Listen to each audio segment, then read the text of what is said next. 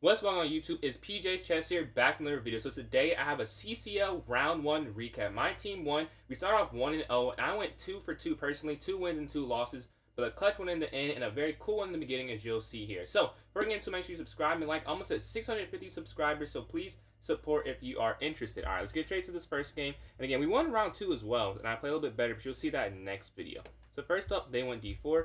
I go pawn to d5, pawn to c4, e6. They take, I take. Knight here to c3 and knight to f6. This is very normal. This is all book moves. You can see that's what the book is there for. So we both know our theory to start off in this game. They go bishop g5. I don't love playing against this. I played a tournament game where I lost when they went bishop g5. I know I play against it now, but at that time I didn't. Still, in my head, I'm not the most comfortable with it. I go here to c6. I want to guard this pawn here, and I don't want to over-index and potentially mess up and do opposite side castling. So imagine if I were to go up, they go up. They could quickly castle, so I want to wait a little bit before I castle. They go knight here to f3, I go h6. They drop back, bishop here to e7, pawn forward, bishop f5. I want to get on the square before they get here so that I can exchange it. So you see they go there, I'm going to exchange. Imagine I go, say, a6 or something. I wouldn't go there, but let's say I did. It says queen c2, but bishop here to d3 also is kind of an issue because you can't get your bishop here anymore. It's not as good of a square, so that's why I think it's just better to do it that way. And you can see some brilliancies are coming up as well. Bishop f5, bishop d3, I exchange, they exchange, and knight b to d7. They go rook here to c1, trying to control this file, and this is a very good move from them. And you'll see later down the line, it ends up being quite helpful for them. I go pawn here to a5 as I want to get some queenside space. I'm trying to stop a b4 pawn push, which they could go eventually. Now, right now they can't because of this, but I like to just do that so at any point. And same thing on the white side, I go a4 most of the time to stop black from going to b5. They go a3, still trying to set this up eventually.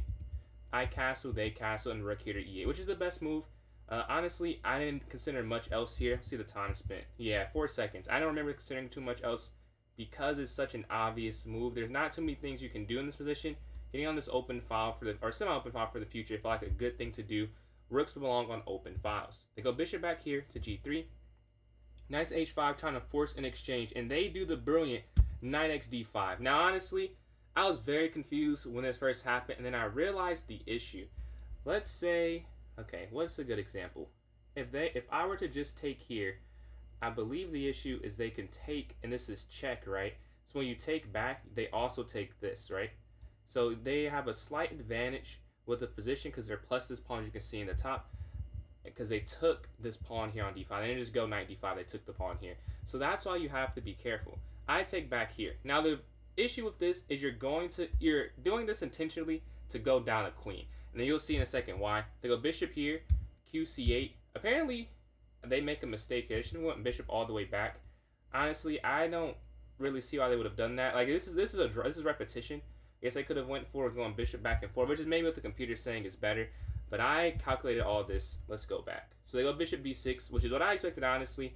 I didn't think they go for repetition. If they would go for repetition after knight d5, I'd be very shocked if they were able to switch that quickly from playing aggressive to playing defensively, but that's what the computer says. But they go bishop d6, which is a human move, looking to exchange bishops and potentially with my queen. However, I know that this is okay. And the reason it's okay is 2 pieces in a rook for a queen is good. The problem is, it's not always easy to guard, but I didn't even say that. This is 5 minutes plus 2 seconds. I thought I had enough time to figure it out, which is why I just dropped my queen. I take the bishop, and again, I took that knight back a second ago. So I get 2 pieces, and now 2 pieces in a rook. So I'm +1 on the material side.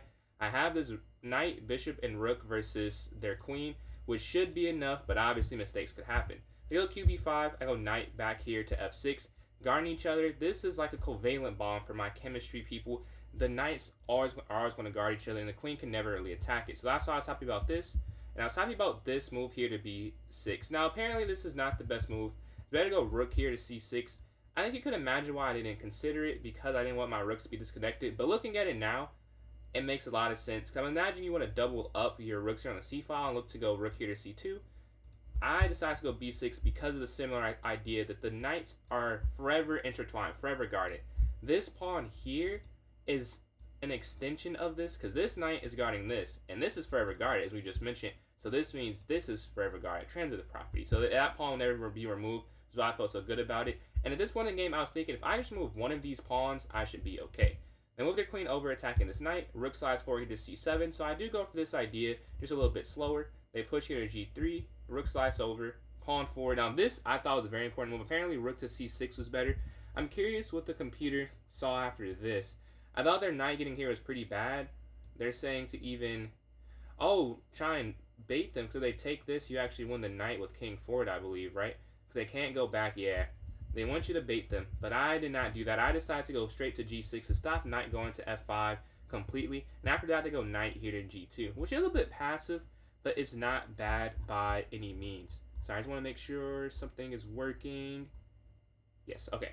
But it is not bad by any means. Go knight here to g2. I will rook here to c2, looking to attack this pawn here on b2. They move their knight forward. I take the knight.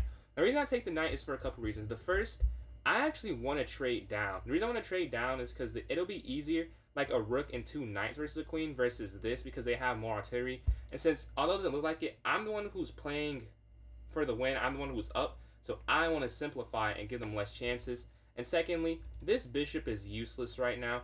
They have all these pawns here on dark squares. They're controlling all these dark squares.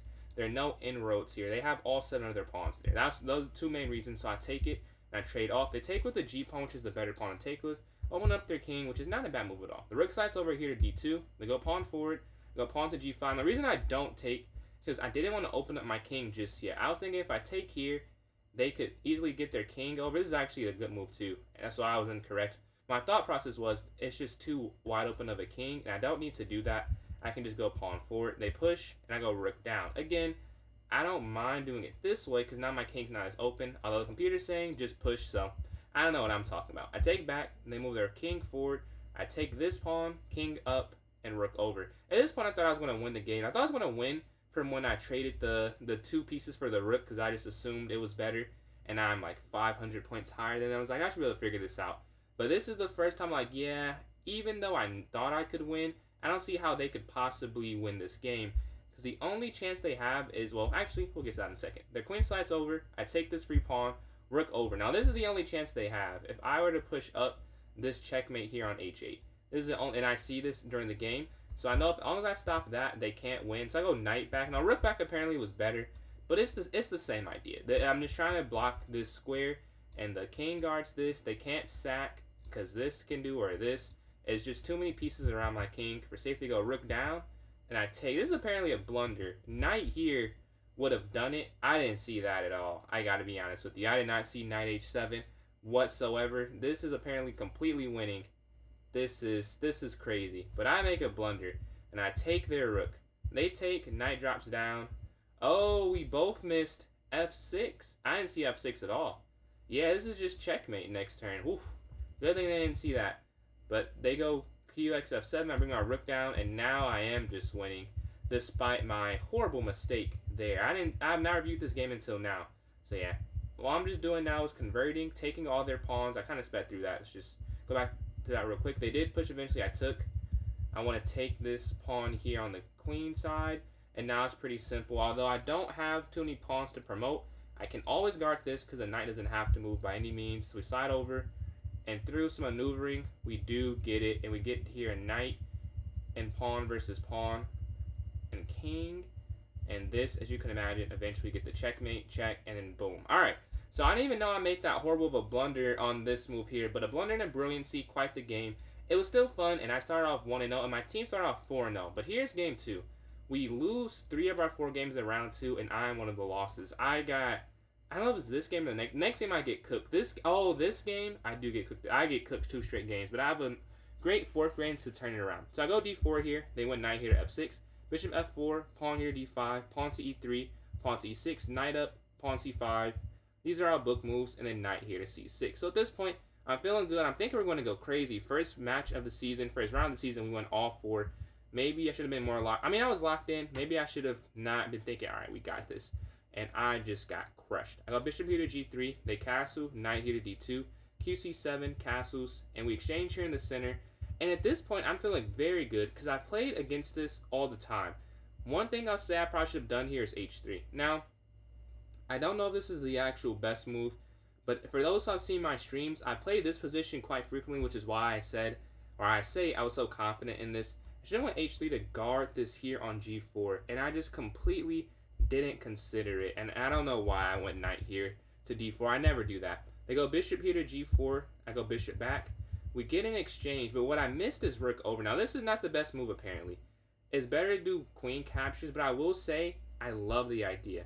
Because what I do now is to go over, knight in. This knight to f4, beautiful. Now, since I'm plus 0.4, plus basically 0.5, we're not playing the game with an evaluation bar. This knight here on f4 felt horrible to play against. I go rook here to e3. Apparently, rook d1 was better.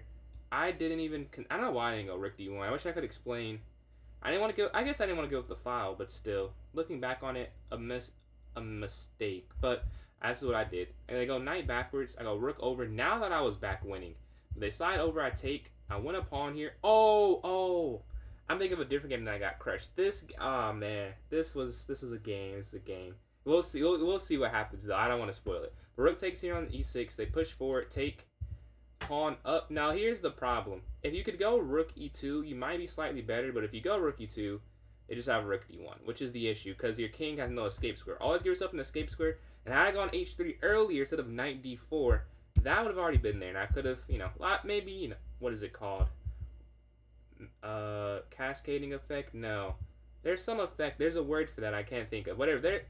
There's some effect that it would have messed that up, and it not necessarily have the same course of events. But I go rook here to a3, attacking, pawn forward, rook over. Now this, I'm just losing. I calculated completely incorrectly. I slide my king here. Now if I just find b4, apparently it's a draw, but I never found it. King over, take. This is still a draw. Wow. This is still. Okay, what should I have done? I should have went king back. Really? That's interesting. King back here, if they take, is it just king there now?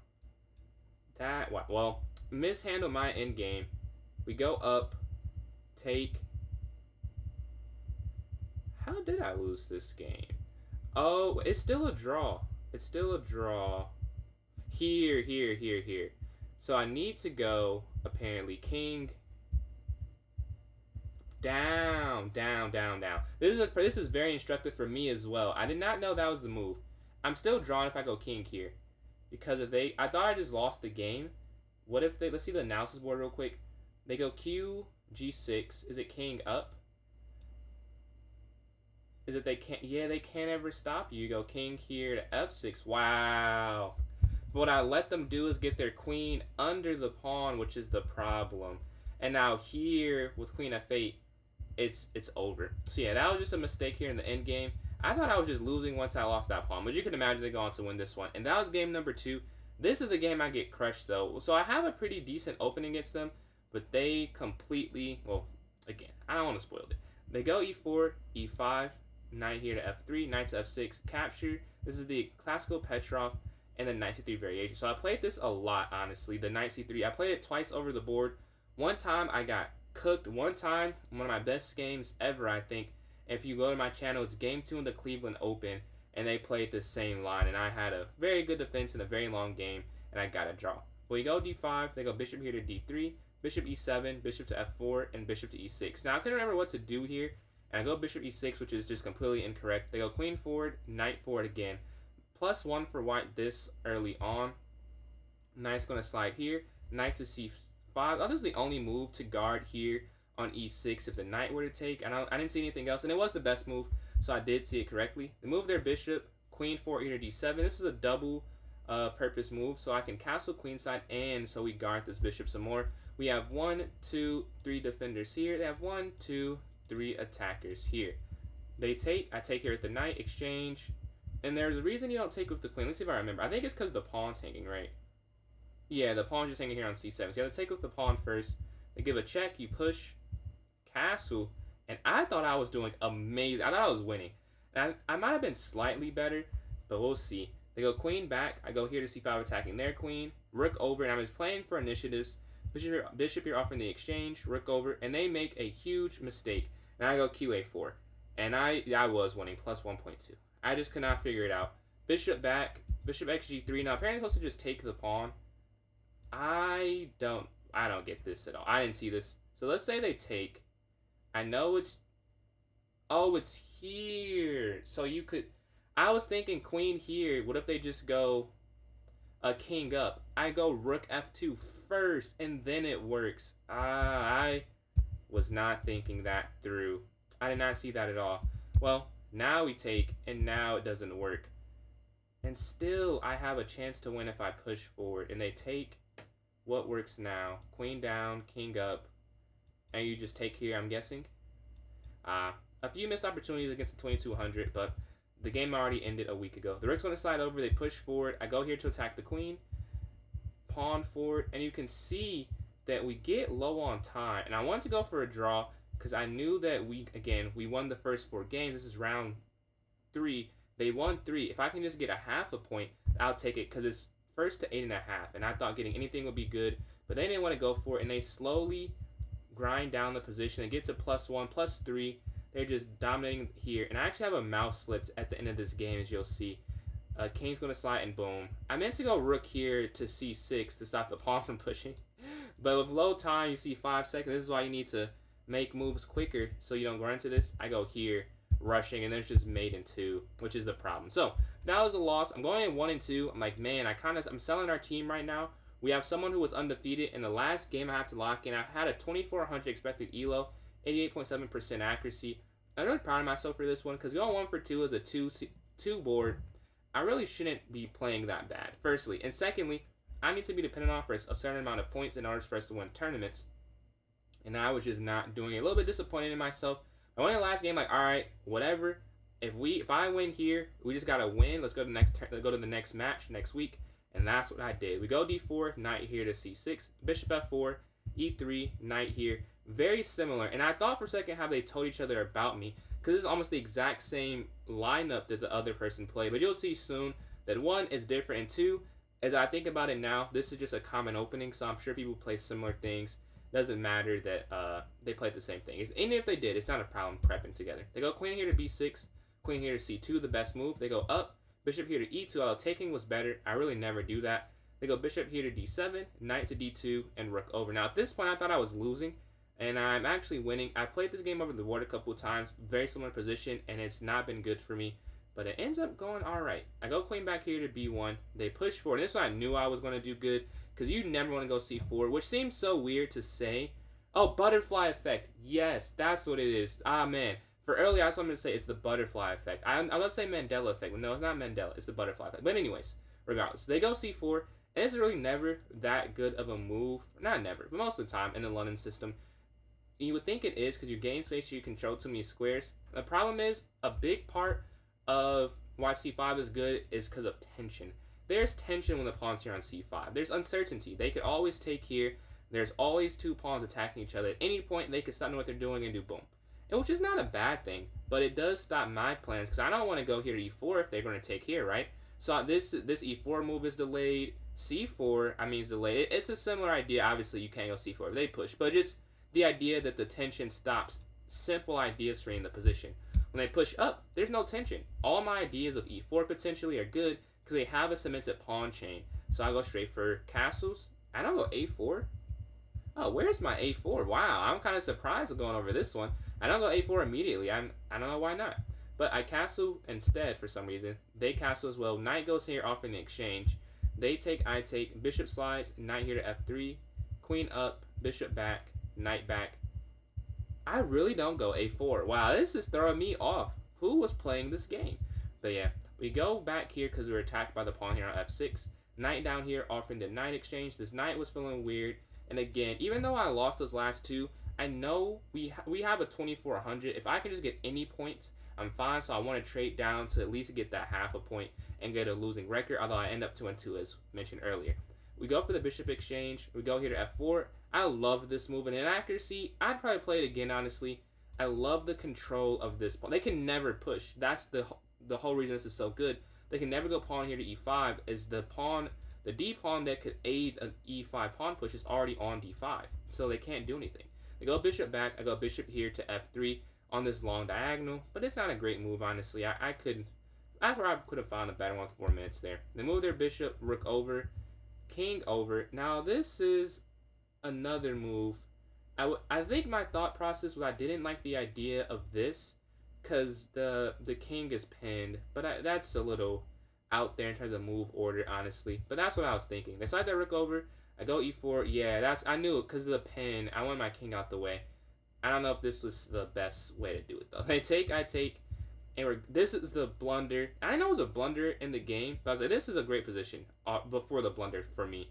But this is a blunder. I know it's a blunder during the game, but I thought it was wrong. I didn't know it was going to be +2. I thought it was like plus 0.5 or so, which is why I'd spend no time and go rook over, because it's such a simple idea. Just such a simple idea to open file. So I knew this was good because I controlled. I know it was a pawn winning until like a move or two later when I actually am about to win. They slide over, about to win it. They slide over. I take, rook takes. I'm like, oh, they can't do anything. I calculated not taking immediately. As you can see, I spent a whole minute. I was like, is there a way I can do something else? Like, can I triple stack first? I considered. Ultimately, my thought process was just take the material. I shouldn't be able to win it, so I take, and boom. So now, as you can imagine, plus a pawn and the queen endgame, very easy to mess up, which is what I was thinking myself. And I go QD4, a mistake. Check apparently was better. I don't think I would have ever played QD8 check, and that's why I'm not a master quite yet. Because QD8, I thought, oh, this is the best one. I thought this was just too good for them getting pieces closer, their king closer to the pawn. But apparently this is good. I'm guessing because this pawn hangs, they move the queen, or this pawn hangs because they go here.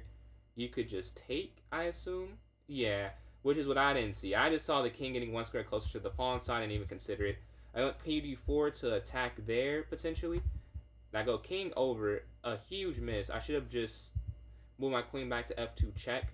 I do take now. The reason I take now is they take this is hanging, and a 2-for-1 trade is perfectly fine, which is what happens. They slide, and I saw no way to force the queen trade, which is what I wanted to do. They give a check. There's no repetition with QE5 because we guard that square, so I felt very good about that. I keep saying we. They take this pawn, I take that pawn, queen back, over offering the exchange, and I'm just trying to avoid any way to force a repetition. Because we get a repetition, it's not that good. Now, I said earlier I'm fine with half a point, but now that I'm winning, I don't want a half point. I want the win at this point. We're offering some exchanges, and I make a blunder here in the end game. They take this pawn, I take, and they move our king out the way. Now I'm +1. The reason this is a blunder, why is this a blunder? Because we take, so what's the difference if I go king over?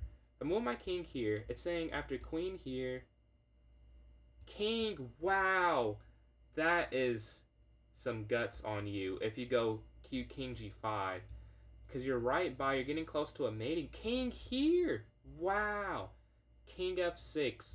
This is a crazy line. Sorry, I usually don't go this far on the computer line, but this is, no humans playing this. No grandmaster human is ever playing this move order. So I didn't have to find a blunder. Let's see the other moves I could have found potentially.